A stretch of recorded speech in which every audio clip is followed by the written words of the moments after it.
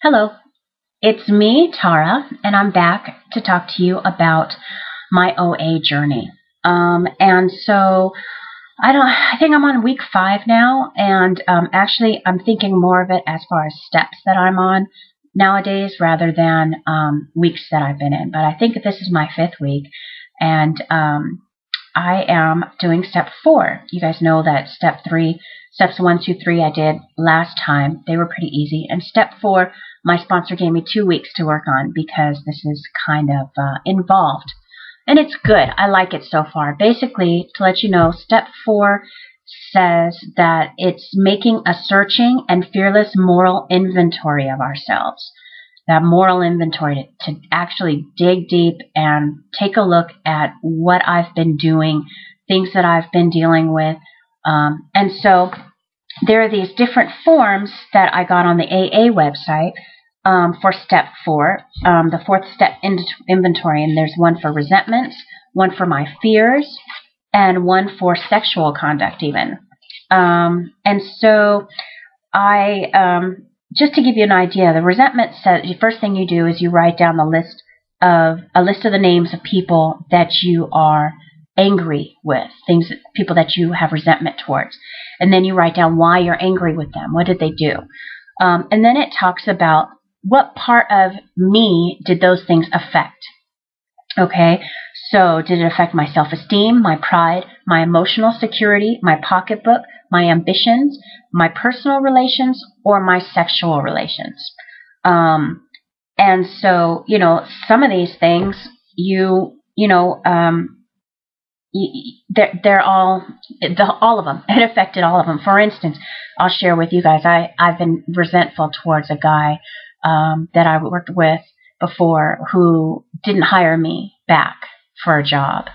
And I've been resentful towards him because I felt like he should give me a chance. And I just felt like he just wasn't willing to budge, and that he could, but he just wouldn't. And that really affected my livelihood. And so what did it affect? It affected my pocketbook. It affected my ambitions. It affected my self-esteem, my pride. It affected my emotional security because I was like a nervous wreck. It affected everything except for my sexual relations. I wasn't, it didn't carry over into the bedroom. But it did. It affected all these things.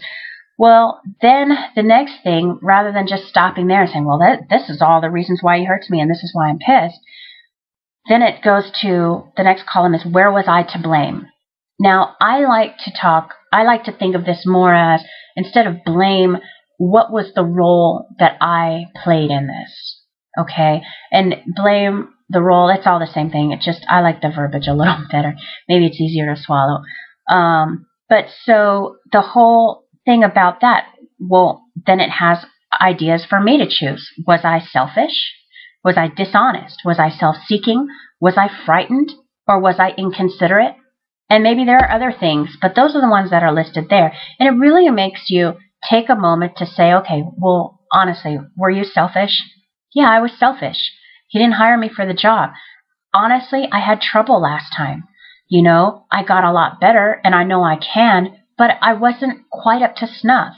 And I want him to make an exception for me so that I can go forward, And if he did, I know I can wing it. I can make it. I'll grow. But he's not in the position where he wants to have somebody grow. He wants somebody who's already in it. So I'm being selfish. That was hard for me to admit. But once I did, it was very freeing. I tried to impose my will on him because I wanted that job. I wanted to go forward. I wanted to feel like I was good enough last time. I'm trying to control the outcome of this.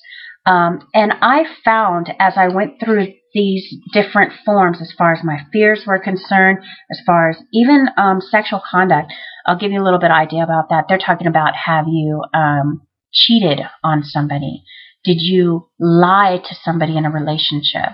Have you been in selfish relationships? Do you ever use anybody just for sex, but make them think it was something more? Any of those things. I've found that in going through my moral inventory for these 3 different topics, that a common theme of mine was control. And if you know me, you're not surprised by that. But I was. I was surprised to know how much I try to control things. And that really is a really good thing to realize, because honestly, I try to control everything. I try to control most of everything. Conversations I have, the way people see me, and the occurrences, the events that happen in my life. I try to control all of those things. And what I realized is that I can't control everything. And so I make it my business to try, and I'm just putting all this undue pressure on myself because I can't. And I'm also distracting myself, chasing windmills. You know what I mean? So, I'm trying to make all these magic things happen. I'm not God. I can't do that, especially when other people's will is concerned. But on top of that, what if I could? What if I could make everything be exactly the way I want it to be, according to the way I see things, the way I think they should be? What a boring life would that be?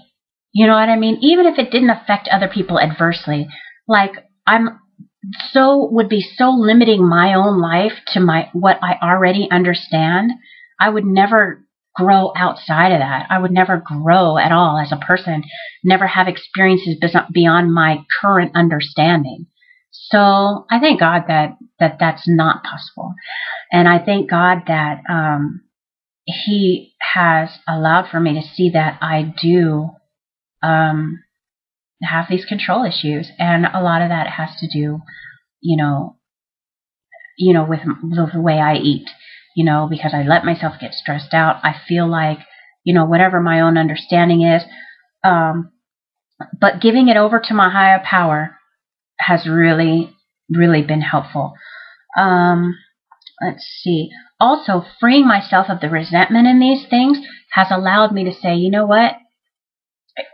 I can't even really be mad at him, or her, or whatever. I can't be mad because I can see now where I played a part in it. And if, I can now I can let it go, and that means I can move it on. Because if you're anything like me, excuse me, when you have resentment towards somebody, you want to change that to be the way you want it to be. If I don't like the way somebody spoke to me, or the way somebody, like he didn't hire me, then I'm going to do everything I can to try to change it, control it again. And that doesn't work. But you hold on to that situation. Now I see it doesn't need to be changed. Hopefully I'll get to the point where I can just be like, it can't be changed, or it doesn't need to be changed, or whatever. And I can just walk away from it. But that's where I'm at now. It doesn't need to be changed. He wasn't really that wrong. So now I can just let it go. So that's awesome. As far as eating is concerned, I noticed I haven't really been eating. Well, I don't really think a lot about my eating. I don't have a schedule or anything like that, a meal plan. I eat when I'm hungry. I stop eating when I'm full, or when I'm satisfied, rather. Even if I'm in the middle of a meal, I stop eating. That's it. I don't think, oh God, I have to eat this food, I'm going to waste it. I just throw it away. You know what I mean? It's okay. It's going to get tossed one way or another, so I don't want to eat it right now, and I don't have to. So I haven't had that feeling of being stuffed, which is excellent. And I've lost 2.2 pounds since last Monday, since last I recorded. So I'm really happy about that too. So, I'm just really, I'm happy with the way things are going. Not only am I, getting a handle on my eating, but I'm learning a lot about myself. And I think that this is excellent for me growing into a better person. And I'm sure that I can already tell that this is going to affect all different parts of my life, not just my eating habits. So anyway, I really hope that I wanted to get this video under 10 minutes. I think I'm going to succeed if I say goodbye now. So goodbye now. See you next week.